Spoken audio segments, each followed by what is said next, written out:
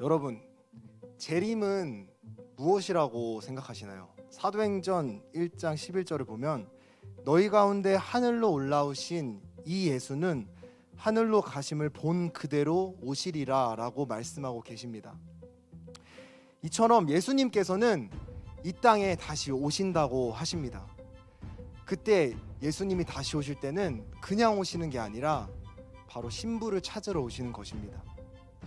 그렇다면 주님이 오시는 때는 언제일까요?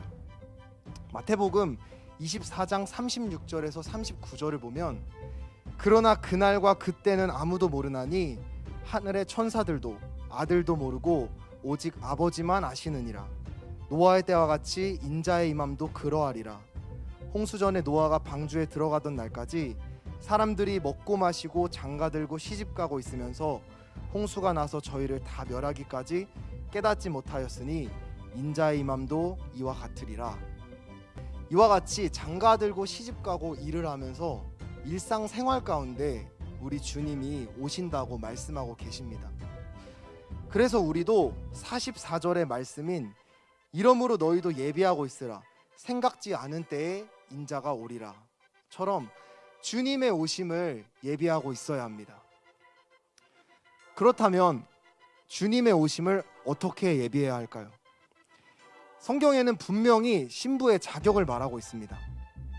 요한계시록 14장 4절에서 5절을 보면 이 사람들은 여자로 더불어 더럽히지 아니하고 정절이 있는 자, 어린 양이 어디로 인도하든지 따라가는 자, 사람 가운데서 구속을 받아 처음 익은 열매로 하나님과 어린 양에게 속한 자, 그 입에 거짓말이 없고 흠이 없는 자라고 말하고 있습니다.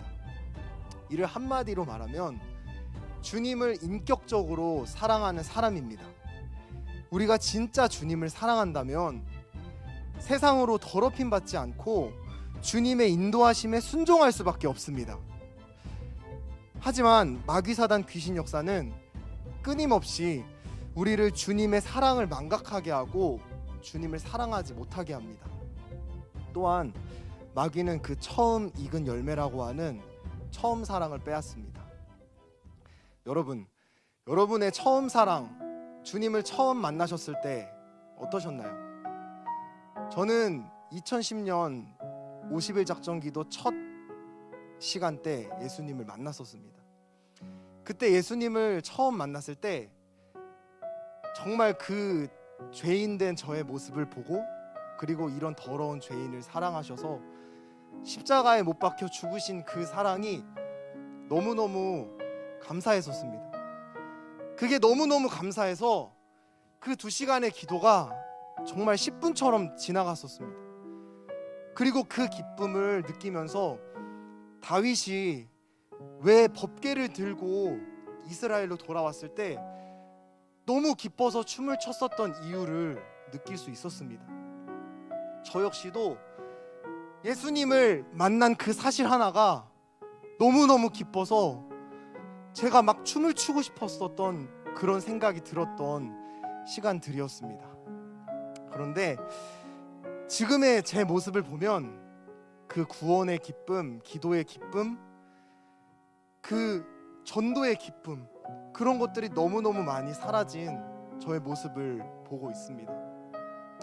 그때 아무도 시키지 않았는데 나를 구원하신 그 예수님의 사랑이 너무너무 감사해서 당시에 전도 모임이 없음에도 불구하고 친구들과 함께 개봉역에 가고 역곡역에 가서 예수님을 전했던 기억이 납니다. 여러분, 이렇게 변한 것은 절대 시간이 지났기 때문에 변한 것이 아닙니다. 바로 하나님과 나 사이에 그만큼 주님을 인격적으로 사랑하지 못하고 교감하지 못하게 하는 죄가 가로막혀 있다는 것입니다. 우리 다 같이 인정하시면 아멘 합시다. 감사합니다. 여러분 속에는 주님을 처음 만났을 때 그 마음, 그때 주님께 고백했었던 그 마음이 아직 있으신가요? 예수님께서는 자기 목숨을 십자가에 못 박아 죽일 만큼 정말 우리를 사랑하셨지만 사실 우리는 그만한 가치가 있는 사람이 아닌 그저 죄인입니다. 우리는 그 사랑을 받았음에도 지금 우리의 모습을 보면 얼마나 많이 변질되고 무감각해져 있습니까? 혹시 오늘도 강단의 말씀을 들으면서 목사님께서 하시는 그 예수님의 사랑이 지겹고 또 똑같은 소리 한다고 생각하지는 않으셨나요? 여러분, 성경에서는 세상과 벗된 것을 음행이라고 말하고 있습니다. 다시 말해서 세상을 사랑하는 것은 내 마음을 세상에 주는 인격적인 행위라는 것입니다. 우리가 첫 마음으로부터 변질되었다면 그만큼 주님보다 사랑하는 것이 내 안에 있다는 것을 우리가 반드시 알아야 합니다. 우리는 이러한 변화를 당연하게 여겨서는 안 되고 변질된 내 마음을 이상하게 여겨야 합니다. 그래서 늘 주님을 처음 만났을 때가 나의 신앙의 표준이 되어야 합니다. 우리 그래서 다 같이 한번 고백했으면 좋겠습니다. 처음 사랑이 신앙의 표준이다. 처음 사랑이 신앙의 표준이다. 그래서 요한계시록 2장 5절에 그러므로 어디서 떨어진 것을 생각하고 회개하여 처음 행위를 가지라고 말씀하고 계십니다. 우리를 다시 주님께 진실한 신부로 변화시킬 수 있는 유일한 방법은 예수 그리스도의 보혈로 처음 사랑을 빼앗긴 것을 회개하고 늘 우리를 멸망하게 하는 이 육신의 생각을 이겨야 합니다. 결국 마지막 때 우리를 기도하지 못하게 하고 신앙생활하지 못하게 하는 것은 바로 이 육신입니다. 여러분, 우리 솔직히 고백했으면 좋겠어요. 우리 솔직히 육신의 즐거움을 좋아하잖아요. 제가 지난 화요일에 할아버지께서 천국을 가셨습니다. 그 가운데 장례 절차를 밟으면서 입관하시는 할아버지의 영혼이 떠난 육체의 모습을 볼 수 있었습니다.